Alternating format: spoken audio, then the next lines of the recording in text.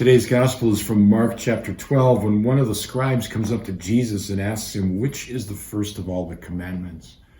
And Jesus repeats what is at the very center of the Jewish faith. Hear, O Israel, the Lord our God is Lord alone.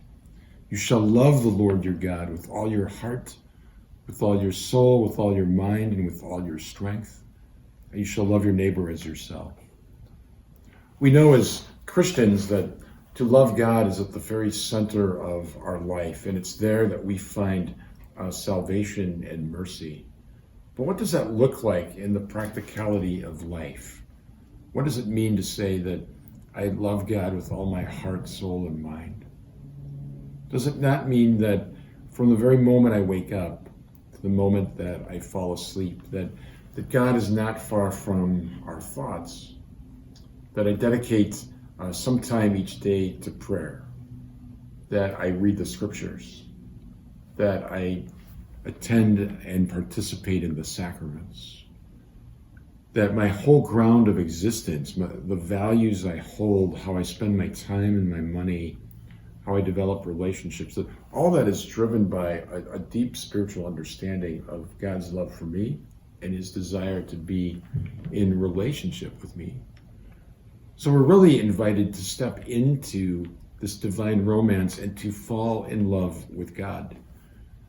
Those who are married know that experience of falling in love with another human being. When that happens, everything in your world changes. It just rocks your world because you see everything through the optic of this new, exciting relationship that I have found and been found by the person that God has chosen for me, if it leads to marriage. And what a gift that is. Put that in a spiritual context and realize that in God we have been found, and we have found the ultimate one who loves us, the ultimate answer to all of our questions about life, the one who has gained victory over sin and death, and that the Lord who has made the stars and the planets knows us by name, knew us from all eternity, has willed us to be, that our existence is not simply an accident, that we are here for an express divine purpose and plan, and that the Lord loves us infinitely and simply asks us to give our love back to him, not because he needs it, but because we need to do that in order to know who we are as his beloved children.